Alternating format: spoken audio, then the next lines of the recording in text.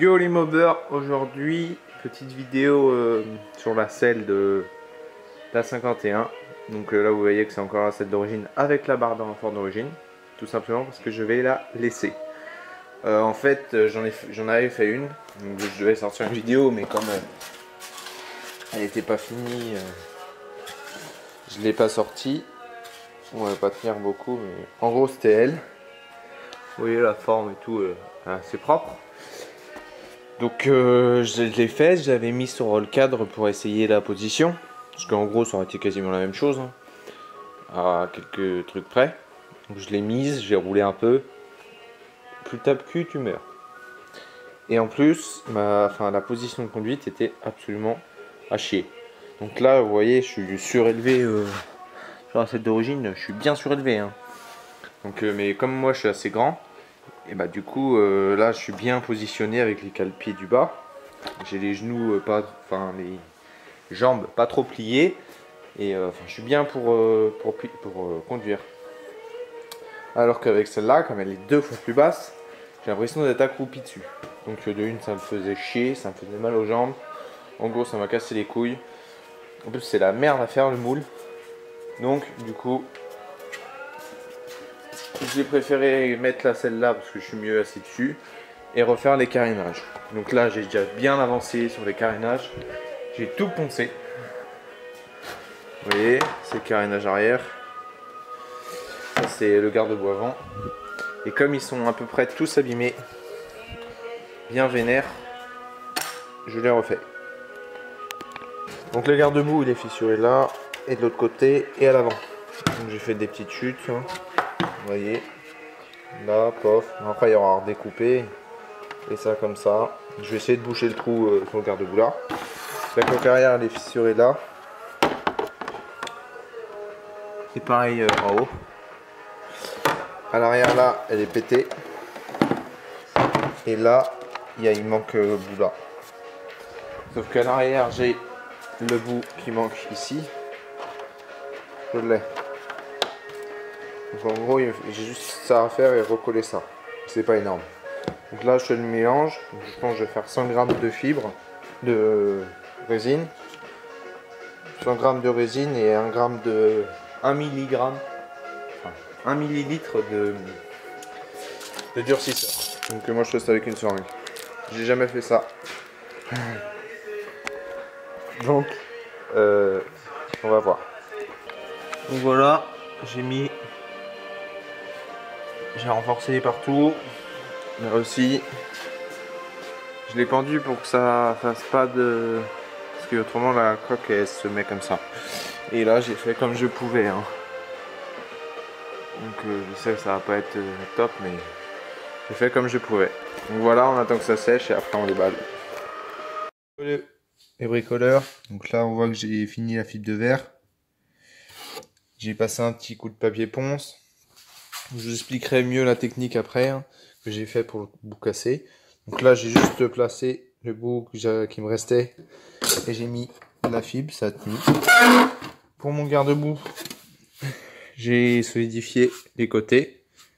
J'ai remis une couche là, là aussi. Et là, parce que là il y avait des trous et c'est pour mastiquer après, comme ça on verra plus les trous. Et j'ai aussi fait ma béquille, mais là je vais galérer à filmer parce que j'ai oublié de vous filmer ça parce que je me suis entaillé le doigt, j'ai 8 points de suture au doigt. Alors, en faisant ma béquille que j'ai fini, qui est là. Donc elle tient beaucoup mieux. Hein. Avant quand je faisais ça elle tombait, maintenant elle est stable. J'avais acheté sur Facebook un mec qui est très gentil d'ailleurs. Je sais pas s'il lui reste des pièces. S'il lui reste des pièces, je mettrai son nom. Si vous avez des pièces à aller chercher. Il m'a envoyé une bavette de MBK. 15 balles. Avec le feu, tout, il y a tout. Il m'a même donné 2 supports de feu. Alors voilà le mec trop sympa. Donc blanche. Donc, je sais pas, je vais peut-être pas la peindre pour l'instant parce que j'ai promis à mes potes d'aller en cours avec ma bob finie. Donc là je m'arrache. Mais voilà. Donc là je l'ai nettoyé. Hein. Je l'ai déjà nettoyé.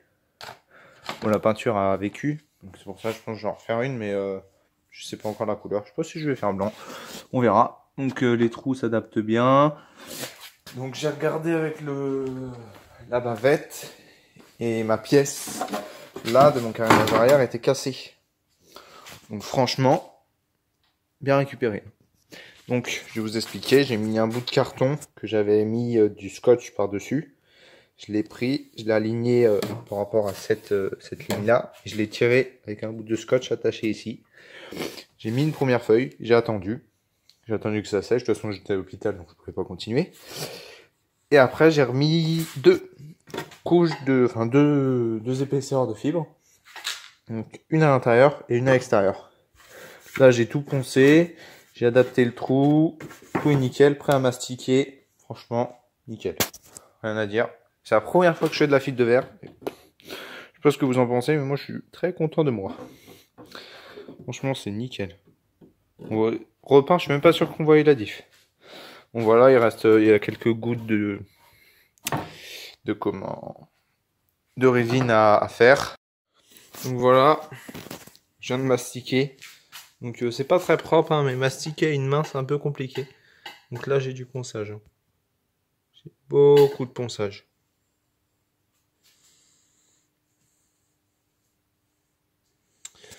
J'ai fait tous les trous. Hein.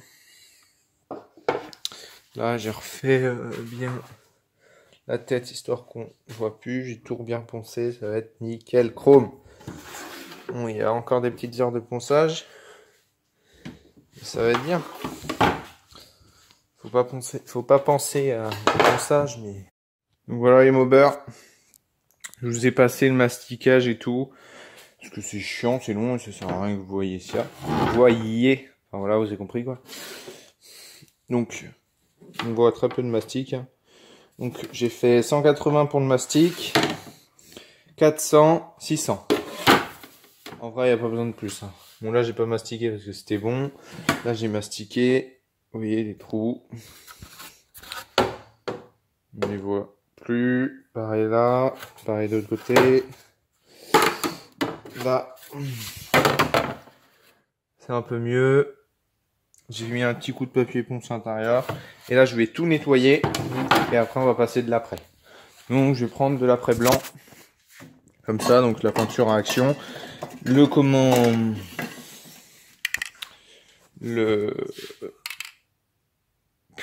mastic aussi à action. Il coûte, je vais vous le montrer, il coûte 2 euros, je crois. 2 ou 3, je sais plus. Franchement, action, c'est top. Hein.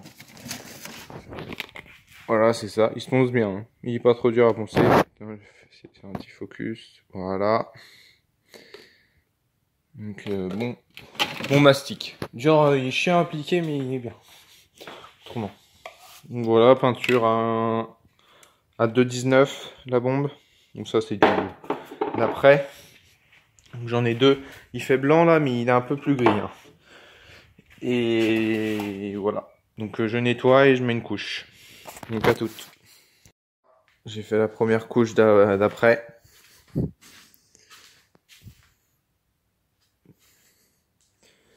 Donc c'est de l'après. Hein. Donc là je passe au rouge.